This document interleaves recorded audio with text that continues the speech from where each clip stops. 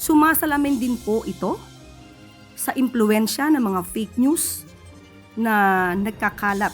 Naniniwala ang Malacanang na resulta ng impluwensya ng pagkalat ng fake news ang naitalang malaking pagbaba sa approval at trust ratings ni Pangulong Ferdinand Marcos Jr.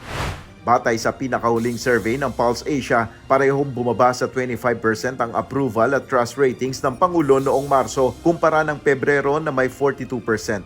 Ayon kay Palace Press Officer Yusek Claire Castro, maaaring ang mga respondents ng naturang survey ay hindi nahahatiran ng totoong impormasyon.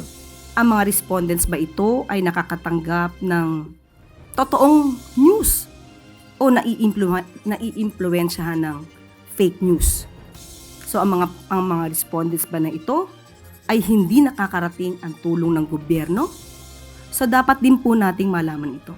Dagdag pa nito, ayon sa Malacanang, ang resulta ng survey ay hindi naman sumasalamin sa paniniwala ng mahigit 100 milyong mga Pilipino.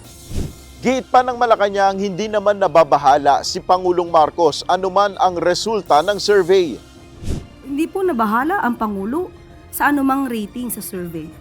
Sabi natin kanina, ang Pangulo kahit anuman ang rating, mataas, mababa, magpapatuloy siya sa kanyang trabaho.